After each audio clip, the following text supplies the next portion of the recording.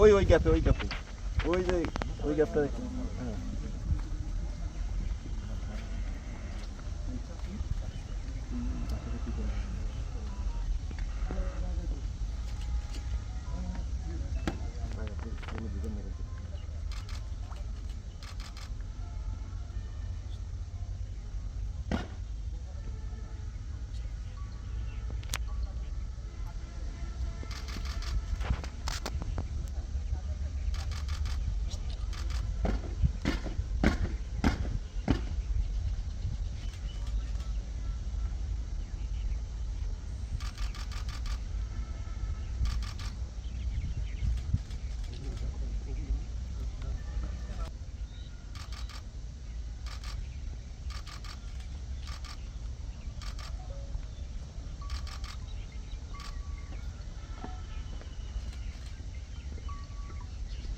Out.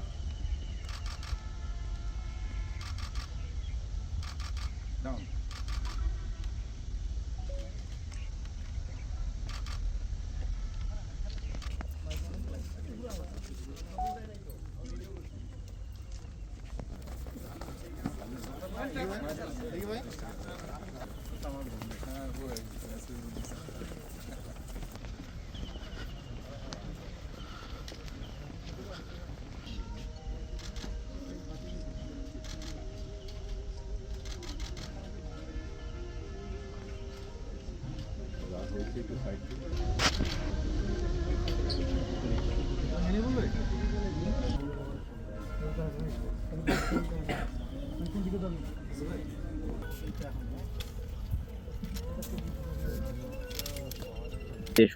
আমাদের একটা প্রচলিত ধারণা আছে সংসদকে প্রাণবন্ত করা, কিন্তু ধারণাটা পরিবর্তন করতে হবে। এখন থেকে সংসদকে কার্যকর করা।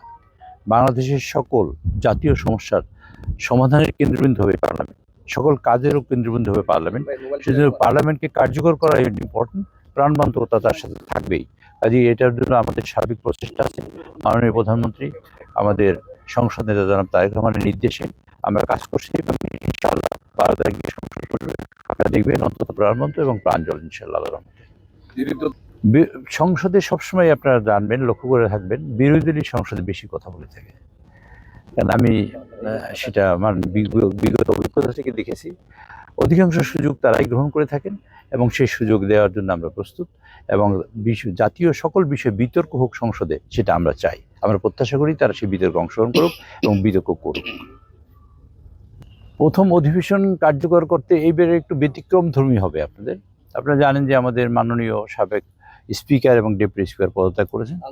কাজে সেই ক্ষেত্রে আমাদের তাদের নির্বাচিত করতে হবে প্রথম সংসদে। আপনারা দেখবেন একটা খালি চেয়ারে আমরা সবাই বসছি, সামনে চেয়ারটা খালি, কোনো লোক নেই।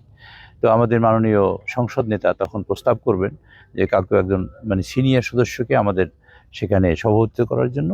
তার সভাপতিত্বে অনুষ্ঠান আমাদের সংসদ পরিচালনা শুরু হবে। তারপর আমরা ইনশাআল্লাহ স্পিকার এবং ডেপুটি স্পিকার নির্বাচন করব।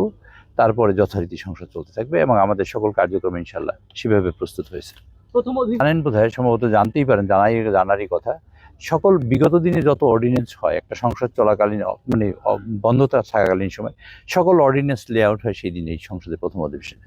তা আমাদের 133টা অর্ডিন্যান্স আছে, আমরা এটা লেআউট করবো, সেখানে আমরা করব, টেবিলড হবে এবং সেটা হওয়ার পরে তারপরে সেগুলো আমাদের একটা বাধ্যবাধকতা আছে সংবিধানের 93 অনুচ্ছেদ অনুযায়ী, আমাদের 30 দিনের মধ্যে তা বাস্তবায়ন করতে হবে এবং সেটা যেটা আমরা পাশ করবো সেটা পাশ করতে হবে, যেটা ইনফ্রাকচুয়াস হয়ে যাবে সেটা বাতিল হয়ে যাবে, ল্যাপস হয়ে যাবে। সেই হিসেবে আমাদের অনেক কাজ থাকবে এই সংসদে 133টা অর্ডিন্যান্স নিয়ে। কাজে কাজ সেগুলো সবই প্রথম অধিবেশনেই সেগুলা টেবিলড হবে।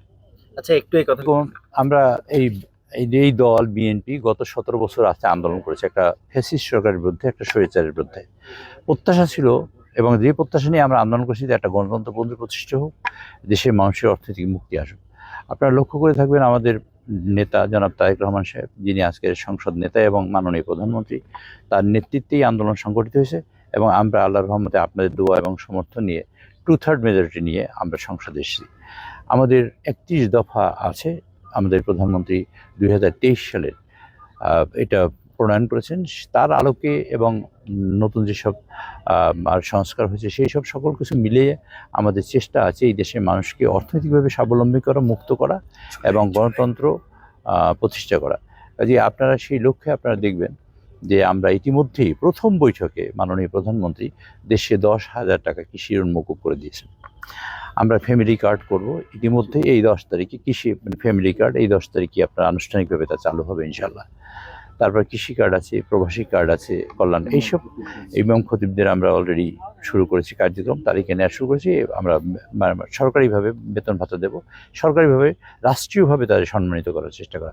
এই সকল প্রচেষ্টা যেমন আছে, তার মধ্যে একটা বড় প্রচেষ্টা আছে যে আমরা মানুষকে অ্যাকোমোডেট করা এবং সরকারি দল মানে বিরোধী দল বা যারা আছে তাদের অ্যাকোমোডেট করা। সেই লক্ষ্যে মাননীয় প্রধানমন্ত্রী যে আচার মানে চালু করছে, যে কালচার আপনি দেখেছেন, আমার মনে হয় তার রেটিং অনেক হাই বর্তমান বাংলাদেশে। কোনো বিগত দিনে কোনো সরকার প্রধান বাড়িতে যদি কোনো কিছু ছাড়াই একটা সুইপিং রিমার্ক করতেন, কমেন্ট করতেন, তিনি চেষ্টা করছেন সকলকে অ্যাকোমোডেট করে। যেমন বিরোধী দলের যারা হবেন তাদের ইফতারি গেছেন উনি, তারপর আমরা বলেছি তাদের তো তরফ থেকে একজন ডেপুটি স্পিকার দেওয়া হোক, যাতে আমরা সংসদকে রিয়েলি প্রাণবন্ত করতে চাই, রিয়েলি ডেমোক্রেসি থেকে বিল্ড আপ করতে চাই, রিয়েলি আমরা চাই মানুষের মুক্তি আসুক। সেই লক্ষ্যে যা যা করা দরকার তা ইনশাল্লাহ করার চেষ্টা আমরা সবাই করব মাননীয় প্রধানমন্ত্রীর নেতৃত্বে। হুইপের যেটা দায়িত্ব, কার্যপ্রণালী বিধি অনুযায়ী তো সংসদ চলবে। সংসদকে কার্যকর করা, প্রাণবন্ধ করা, সংসদের মধ্যে কোনো বিশৃঙ্খলা না হয়, শৃঙ্খলা ফিরিয়ে আনা, করাম পূরণ করা, সংসদকে একটা প্রাণবন্ধ করার জন্য যা যা দরকার একজন হুইপ হিসেবে সে দায়িত্বই আমরা পালন করব ইনশাআল্লাহ। আর